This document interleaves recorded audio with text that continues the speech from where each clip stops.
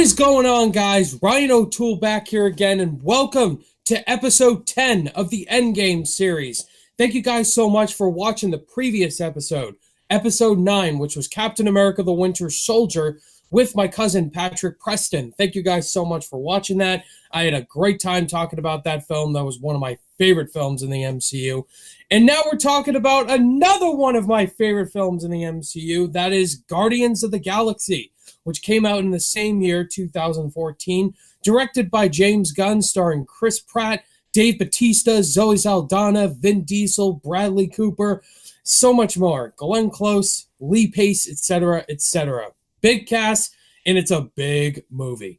And I have an awesome guest right here, and I was thinking back and forth of people who I should get to collaborate with me. I cannot forget this gentleman right here, because he is a big MCU fan like I am, a big superhero fan. Yeah. He's pretty much a superhero to me and many other people. That is my good buddy Durbin from Durbania. Durbin, welcome back to the channel, man. Woo. I'm so excited to be back on your channel, and I'm excited not only to talk about the MCU with you, but probably one of my favorite MCU movies, Guardians of the Galaxy. And this one was for sure like the biggest surprise for me in the MCU. Me too. I'm super excited to talk about this movie, Durbin. But before we get excited and jump up and down about this movie, we want you guys to jump up and down with us as well, but to answer the questions along with us in the comments section. What are your thoughts on Guardians and all that? And be super communicative. We want to hear from you guys, most importantly. So, I'm ready to go. Durbin is ready to go. Let's answer these questions. Let's do this. Let's do it. All right, so Guardians of the Galaxy. 2014 was a big year for me personally. That was the year I graduated high school. And we had year. Very good year. We had amazing banger comic book movies from Marvel. We had Winter Soldier, Days of Future Past, X-Men, and now Guardians of the Galaxy. So, Durbin, let's kick it off, man. What was your first experience with Guardians of the Galaxy? When did you see it in theaters? And did you read the comic books? No, I grew up at DC, and I didn't even start reading comics until I was in my 20s. And so when I started reading comics, I read DC. So I had no familiarity with the Guardians of the Galaxy or anything like that. And my first experience, I saw it on the big screen opening night and all that stuff. But my first experience was when they made the announcement that they were making this. And I was like, what is that? So I looked it up and I went, a talking tree and a talking space raccoon? A space raccoon? And I seriously in my head went, wow, this is where it's going to happen for you guys. This is where you're going to jump the shark. And then the first trailer hit and my jaw hit the floor and I went, oh, I was wrong. Oh, this looks like the greatest thing ever put to cinema. I cannot wait to see this. And then I couldn't even believe it.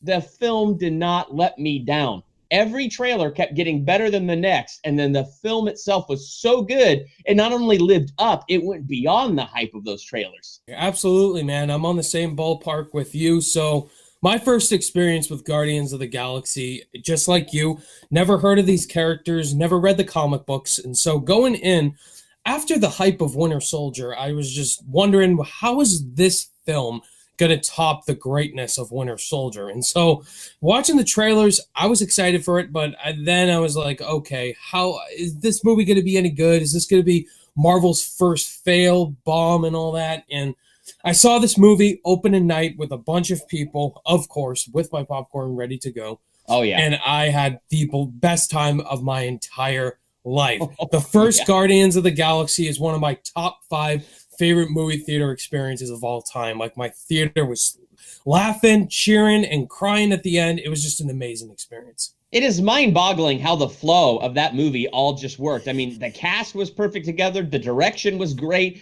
and that whole tone of crazy comedy to that heartwarming stuff, it was unreal how it all mixed so well. So now let's go to the second question. We already answered this question, really. What was your first reaction when you found out they made this movie? But what was your reaction going into it? Did you have a feeling this was going to be bad, or did you have a feeling this is going to be good because it's Marvel? At that point, I had developed a saying, and I said this to all my friends, Marvel has earned the right to take my money. Because they, like you said, Winter Soldier was just so good. And even Iron Man 3 at that point was my biggest disappointment. And let me clarify by saying, though it was my biggest disappointment, I freaking enjoyed it. So Me too. Me too. yeah, I've even found that Mhm. even with Marvel and my disappointments with them, I still greatly enjoy them. And I love the trailers for this so much. I just was expecting good things, and I got more than I expected. And it started off the film career for Chris Pratt. It brought in Dave Bautista as an Yes. actor, a WWE wrestler, and it worked. It freaking worked. And I was just blown away by how good this movie was. The most So, hilarious thing, if you watch Parks and Rec, so you have big old kind of pudgy Chris Pratt, and then the very next season after Guardians, he's fit and trim. And the way they explained that away, you had Ben walking with him, and he's like, "Wait, so you just quit drinking beer?" He goes, "Oh yeah. How much beer were you drinking?" He just says, "I know, right?" And that's how they explained away him being fit. It was hilarious. all right, now, Durbin, who was your favorite Guardian? Oh my gosh.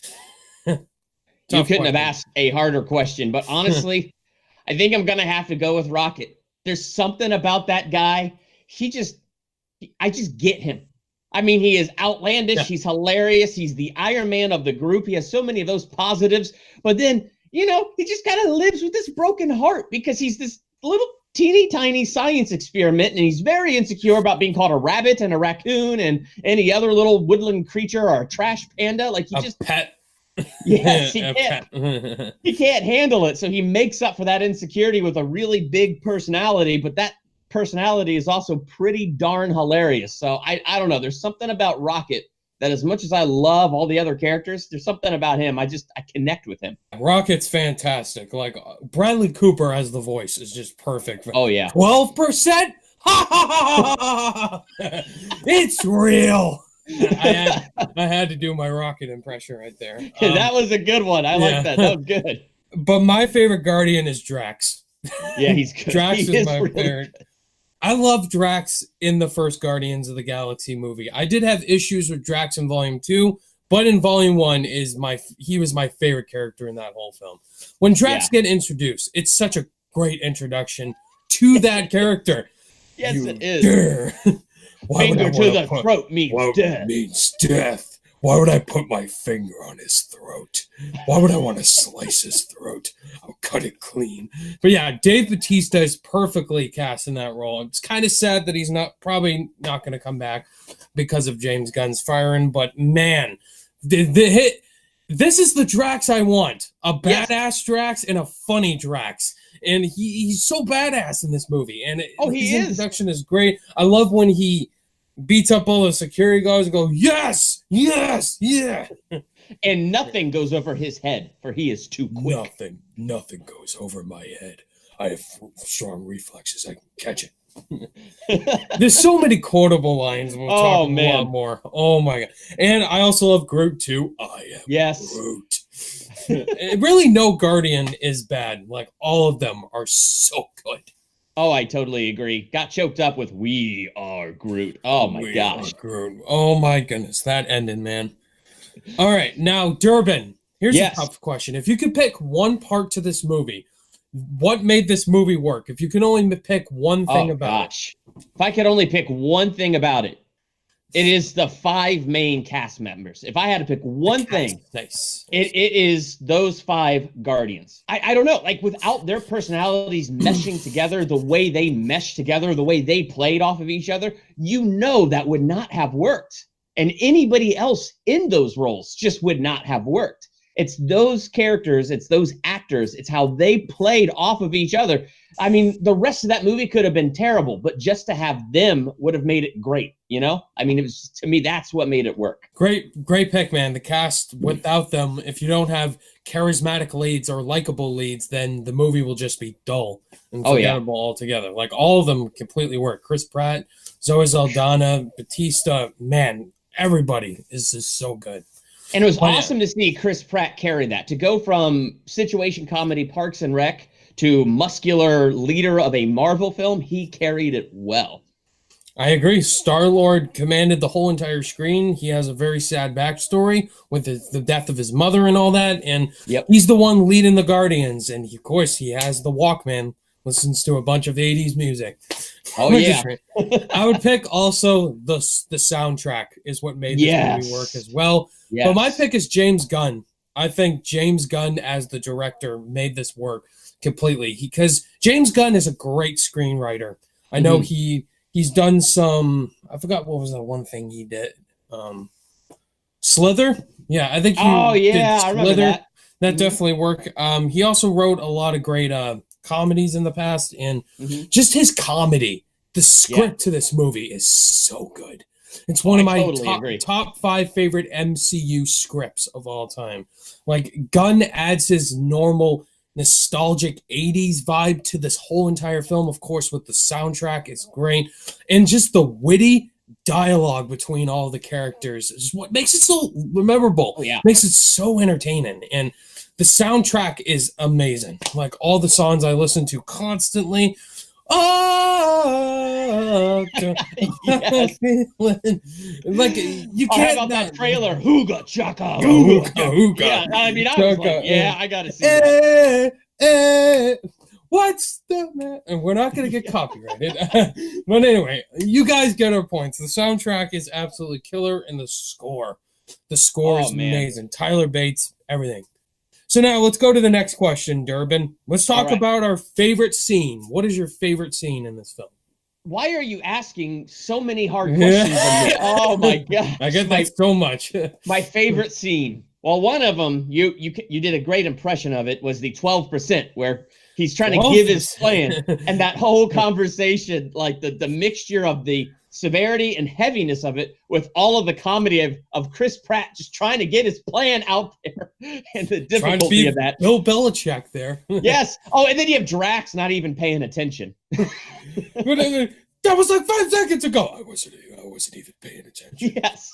And so like you said about the witty dialogue and the lines, so James Gunn writing that scene, what an amazing mix of, dude, this is heavy. And this, we got to get through this because we got to figure out how we're going to get the Infinity Stone back. But then all the humor in that scene, that scene to me is like a very perfect example of that awesome tightrope walk that they do between the seriousness and the comedy, and it was great. And the dance off, that was good. I mean, I'm just distracting you, you little turd blossom. I mean, what are you doing? What are you doing? All right, my favorite scene is that when they're in the Power Stone and they're beating Ronan. That was my favorite scene oh in the film yes, when they're that is a all great. grabbing hands together and Yes. what? You're immortal. How? You said it yourself, bitch. We're the Guardians of the Galaxy. Like that's Yes. definitely my favorite part. And that scene Oh, right that is there, so I great. freaking love that scene. The Oh score. yeah. But if I could give an honorable mention, is Groot when he whacks all those people. Yes. Oh Oh, in my! some ways, that face was almost more childish than Baby Groot. It's so great.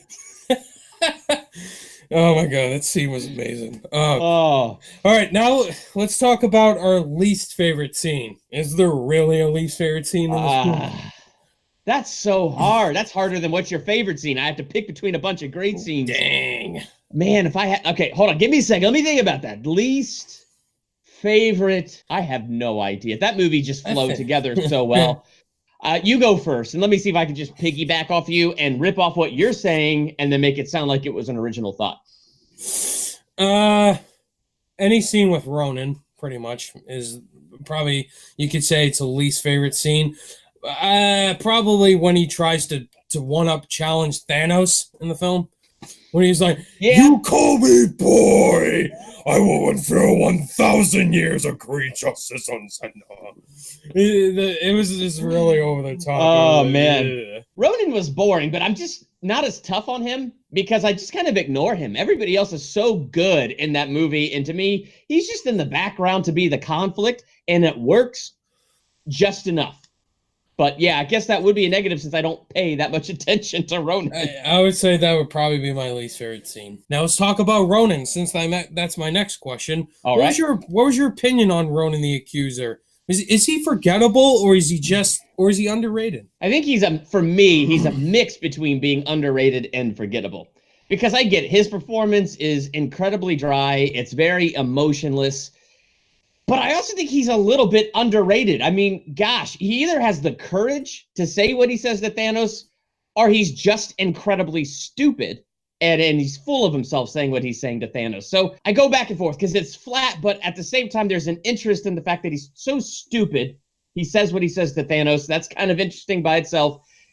Or he's that bold that he's going to say what he says to Thanos. All right, so Ronan the Accuser, my opinion on him, yeah, he was a really underwhelming villain, pretty cliche for what he wanted to do. He wanted to take over Xandar, claim the Power Stone, the Orb, and a lot of his dialogue could have been better written for sure. Lee Pace, the actor, he's pretty good. I thought he was fine in the Hobbit trilogy, but here, he's pretty much a one-note villain. You know, he's Thanos's guy who tries to go out, get the orb for him so he could destroy Xandar. But a lot of his scenes were just pretty underwhelming, and they didn't match the tone of what I wanted in a great villain. So yeah, in terms of a villain, he's very generic for MCU villains, and yeah, he was definitely the weakest part of the film for me. So the question is, do you like him better, or that elf that Thor fights and Thor the Dark World better? Oh, he's way better than Malekith. Way better. At least he looks more menacing than Malekith. Yes, that is true. Malekith has a big nose. I just feel like of all villains you could pick, those would be the two most bland villains that have been in the MCU. Yeah, they're like brothers. Yes. All right, but he's coming back in Captain Marvel, so that'll be interesting. All right, so Durbin, how did you feel about the end credit scene? Were you satisfied? Did you want more? The thing that made me mad about the end credit scene, you ready for this? It's Howard the Duck, and I said to myself, well, as long as the MCU makes it, I'll see it. That was literally my thought. And I was so angry that was my thought. So, like, this whole movie won me over that much that they present to me Howard the Duck, and I'm like, yeah, I'd go see it. Hey, at least it was better than that movie. Yeah. I didn't see that coming, in all honesty, seeing Howard the Duck and with the collector Benicio del Toro, that was just a funny one. I wanted a little bit more, but still, that was funny. What do you let him look like that for? Gross. But yeah, I also like the mid-credit scene too. Oh yes, I keep forgetting about that because that's like at the very beginning there. But that scene had me cracking up. Yeah, plus it makes you happy because when Groot dies and Rocket is so devastated and crying that he lets Drax pet him, like then he's devastated. Yeah. So then to get that moment of a dancing baby Groot, it's like, oh. Thank God. That's when you know Marvel's done it. They make you cry when a tree dies. When a talking tree. We are Groot. Voiced by Vin Diesel. Voiced by the Iron Giant himself, Vin Diesel. Oh my gosh. All right. So, all right, Durbin, where does this film rank in your MCU ranking? Oh man, the last time I ranked it, and I ranked the 20, it landed in my top 5. It was square at number 5. And I think it's going to be one of those that will always break the top 10. It's just such a classic movie. And so right now it sits comfortably at number 5. Yeah, I think we are in the same ballpark with this one, Durbin. Yeah. Guardians of the Galaxy is my number 5. It goes Infinity War, then Winter Soldier, Civil War, and then Avengers 1, and then Guardians 1. So yeah, we have the same opinion. I forget what the other 4 are right below it, but Infinity War is my number 1 right now, and that's going to be tough to beat. Endgame is probably the one that'll do it, but Guardians, that's just so good. So that will always be in that top 10. Hell yes. Glad we're on the same page for that. So now let's get to the question you all been waiting for in Durbin as well. How will Guardians of the Galaxy affect the Endgame?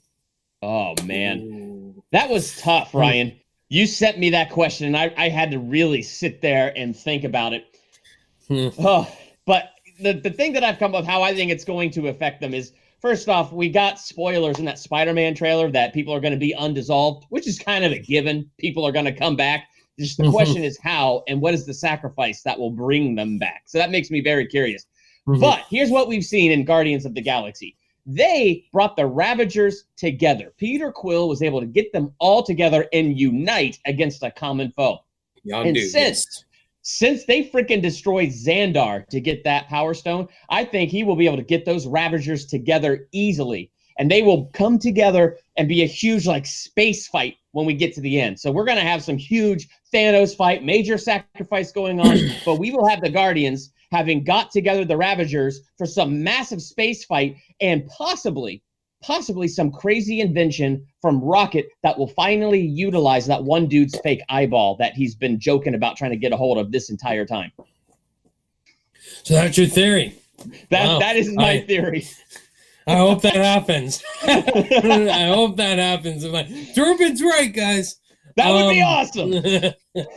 So how do I think Guardians of the Galaxy will affect the Endgame? Well, definitely a lot, since the Guardians are in it.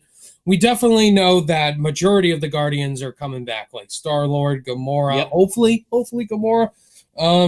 Drax, I don't know if they'll resign. Well, he's got to be an Endgame, right? They already filmed that stuff. Yeah, pretty much. Yeah, Rocket is the only Guardian left standing at the end of Infinity War. So and Nebula, but she's not technically a Guardian. And Nebula, yes. So the question is, how is it going to affect the Endgame? Well, it's got to come down to Rocket. Rocket's got to come down to being that hero for sure to get all of his friends back. He's going to use his mechanics, his quirks, and all that. And he's teaming up with the Avengers to do this. So yes, get all the Guardians to come back. So that way, the team could be united again. And if Gamora eventually doesn't come back, then I don't know what's going to happen with Guardians 3 and all that. But oh, man. There is a high possibility that Gamora could be resurrected. We'll see. Since she died before Thanos snapped his fingers. So my theory with Endgame is that it's going to revolve time travel. And they're going to build a new Infinity Gauntlet. They're going to go back in time, use time travel, and collect all the Infinity Stones to defeat Thanos. So I think Captain Marvel's going to play a huge part in the space battles. And she's one of the reasons she is powerful enough to kill Thanos. So it definitely comes down to Rocket. How is Rocket going to change, and how is he going to help get his friends back? So that is the question to be answered. It does come down to Rocket. It's just, I have so many theories about this Endgame and Nebula. And Nebula. Too. And I'm pretty sure Captain America will die. And I'm pretty sure whatever sacrifice he pays and laying his life down is going to be the thing that brings the dissolved people back. Like, that is my leading theory right now. And so I'm very curious. You want to know my theory? Yes. I think Cap is going to retire. I don't think he's going to die. I do think that Iron Man's going to die. See, I'm 50-50 on Mr. Stark. I'm leaning towards he will die. Yeah, I think what's going to happen at the end of Endgame is the Avengers are all going to retire. They're going to give bow down to the new Avengers now. Black Panther, Spider-Man, Captain Marvel, Doctor Strange, the Guardians, and Ant-Man and the Wasp. Those are the new leaders of the Avengers. It's going to be it's going to be Return of the King. It's going to be a sad ending. It is. And then Cap is just going to be like, "You bow to no one." Now I want him to live just for that line. Yeah, they're gonna bow to the Avengers and all. Oh my god, I'm just making shit up, but that'd be awesome if our theories actually do happen. Yes, it would. It would. Oh man. Oh man. So that's it, guys. Those are our answers to these questions. So, Guardians of the Galaxy, guys, what are your answers to these questions? Do you have a completely different theory of how this will affect the Endgame? And we want to hear from you guys. And what were your thoughts on our answers? Oh, man. Durbin, thank you so much, man, for joining me in the Endgame series. And Durbin, let my subscribers know where they can find you on your social media. Well, you can find me on Facebook. Just do facebook.com/Durbania. I'm at World of Durbania on Twitter. You can find me on Instagram and on YouTube. Just type Durbania and I will pop up because I think I'm the only one on YouTube with that name. And I do a lot of stuff that Ryan O'Toole does. I do movie reviews, ranking videos. I do this thing called a theological analysis where I like to dig in deep to movies and find symbolism and all kinds of crazy stuff. So check it out. Yes, guys, definitely go check out Durbin's channel. He has a lot of great geeky stuff on there, a lot of comic book and movie stuff. He's a nerd like me. Go give Durbin some love, guys. He has an awesome channel. And thank you, Durbin, once again for joining this series. And stay tuned, guys, to next week because we're getting into some awesome movies, and that is Avengers Age of Ultron with Austin Putnam and Ant-Man. Joining me for that is Jack Benner from Jack Benner Movie Reviews. Look forward to those next episodes of the Endgame series. Thank you guys so much for watching this episode. If you guys liked it, give it a thumbs up and be sure to subscribe to me and Durbin. Both the links are in the description below. All my social media links are in the description down below. Click that notification bell on your way out, and I'll see you guys in the next video. Bye!